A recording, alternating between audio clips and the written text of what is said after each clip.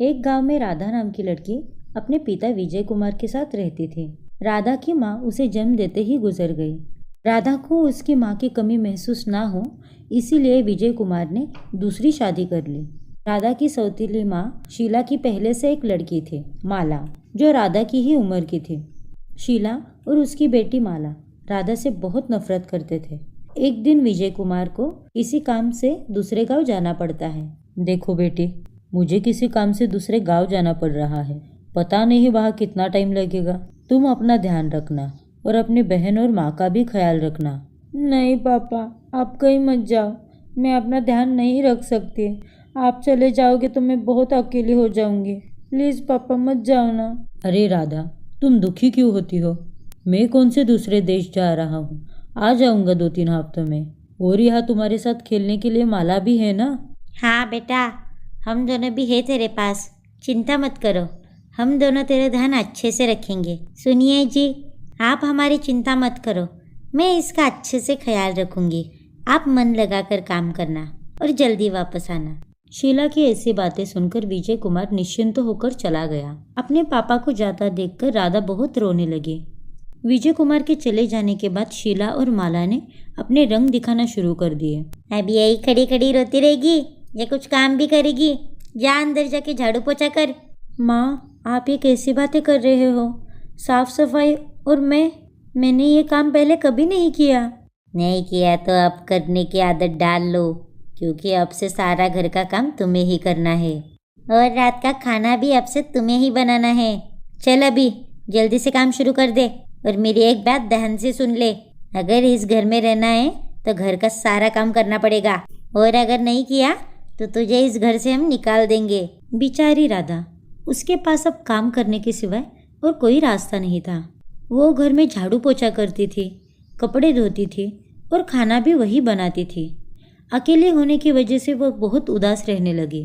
जैसे जैसे दिन गुजरते गए वैसे शीला का जुल्म बढ़ता ही गया। फिर एक दिन गांव में मेला लगा। राधा, ओ राधा। हाँ माँ, बुलाया आपने? देखो, हम मेला देखने जा रहे हैं, तुम जल्दी से माला को तैयार करो। अरे वाह, सच में?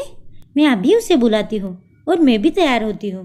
बड़ी आई महारानी मेला देखने, तो कहीं नहीं जा रही, सिर्फ हम दो नहीं जा रहे हैं। मुझे भी ले चलो ना माँ। कितने हफ्ते हो गए मैं घर से बाहर भी नहीं गई। बस दिन भर घर का ही काम करती रहती हूँ। और आगे भी तुझे यही करते रहना है। हमारे घर आने से पहले घर का सारा काम करके रखना, नहीं तो तू तो जानती ही है मैं तेरी क्या हालत कर दूंगी। ठीक है माँ। फिर शीला और माला दोनों मेला घूमने चली जाती हैं। राधा यहाँ अपनी माँ को याद करके रोती रहती है। माँ, काश आप यहाँ मेरे साथ होती। मुझे आपकी बहुत याद आती है माँ। मैं घर में अकेली हो गई हूँ, पापा भी नहीं है यहाँ। ये कहते हुए रोते हुए राधा सो जाती है। फिर उसके सपने में उसकी माँ आती है। रो मत बेटी, मुझे तुम्हारी चिंता है। तुम्हें रोता देखकर मुझे भी बहुत दुख होता है, लेकिन आज से तुम अपने आप को कभी अकेला मत समझना। मैं तुम्हें एक तोहफा देना चाहती हूँ। ये तोहफा तुम्हारी सारी परेशानियाँ दूर कर देगा। ऊपर वाले कमरे में एक संदूक रखा है, उसमें एक ड्रेस है। वो एक जादुई ड्रेस है। वो तुम्हें हर परेशानी से मदद करेगी। जब भी तुम ये ड्रेस पहनोगी तो तुम्हें यही लगेगा कि मैं तुम्हारे पास हूँ। तभी राधा की नींद खुलती है। वो समझ नहीं पाती कि ये सपना था या सच। फिर जैसे उसकी माँ ने कहा था, वो संदूक के पास जाती है और उसे खोलती है। उसने देखा कि उसकी माँ ने जैसे बताया था वहाँ पर एक ड्रेस था।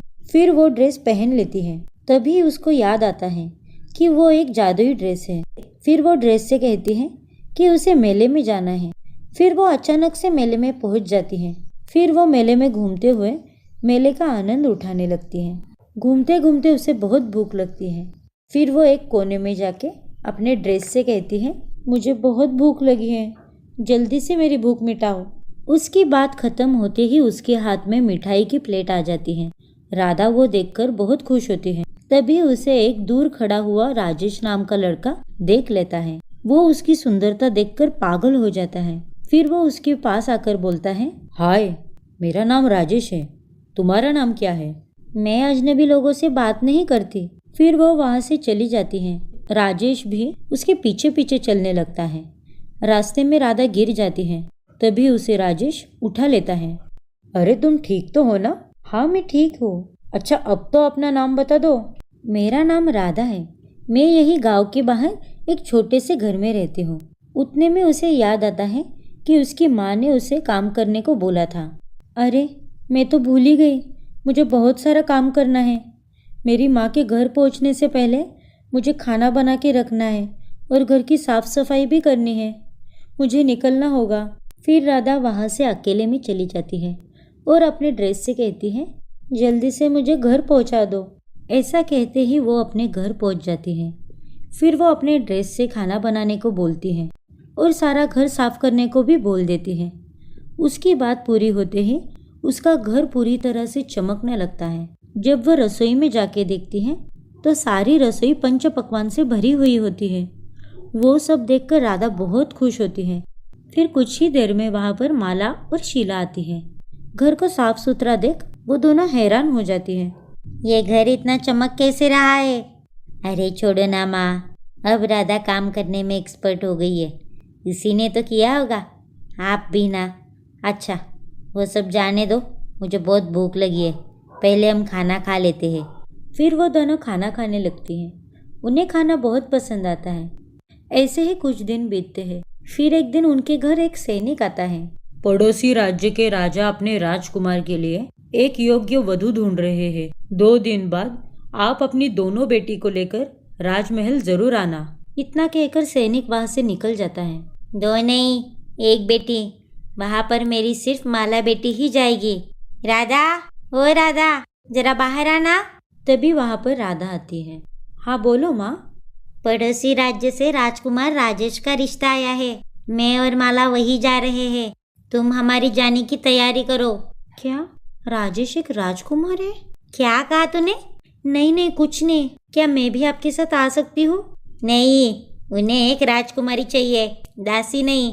फिर राधा सारी तैयारियों में जुट जाती है, लेकिन उसके दिमाग में एक ही बात चल रही थी, राजेश राजकुमार है या नहीं। शीला और माला घर से निकलने के बाद वो अपने कमरे में आती हैं और वो जादुई ड्रेस पहन लेती हैं। फिर वो जादुई ड्रेस से कहकर महल में पहुंच जाती हैं। तभी उसकी नज़र राजकुमार राजेश पे पड़ती है और वो राजेश के पास आती हैं। राजेश, तुम एक राजकुमार हो? तुमने मुझे बताया क्यों नहीं? तुमने मुझे बताने का मौका ही कब दिया? उस दिन भी तुम अचानक से चली गई। अच्छा ये सब बातें छोड़ो, मैं तुम्हें अपने माता पिता से मिलवाना चाहता हूँ। फिर वो दोनों राजा और रानी के पास आते हैं। माँ, पिताजी, ये राधा है। मैं इससे प्यार करने लगा हूँ और शादी भी करना चाहता हूँ। बेटा राजेश, आपकी पसंद तो बहुत ही सुंदर है। हमें राधा बहुत पसंद आई। मैं अभी शादी की घोषणा करता हूँ। नहीं महाराज रुकिए, मेरे पिताजी गांव से बाहर गए हैं। मैं उनके बिना शादी नहीं कर सकती। ठीक है, तुम्हारे पिताजी को लाने के लिए हम हमारे सैनिक भेज देते हैं। नहीं महाराज, उसकी ज़रूरत नहीं है। मैं अभी अपने पिताजी को बुला के लाती हूँ। इतना कहकर राधा अकेले में चली जाती है और अपने ड्रेस से पापा को बुलाने को कहती है। तभी उसके पापा वहाँ पर आते हैं। फिर राधा अपने पिता को ड्रेस और राजेश के बारे में सब बता देती है। उसकी बातें सुनकर वो बहुत खुश होते हैं। उसके बाद सबकी सहमति से राधा और राजेश की धूमधाम से शादी होती है।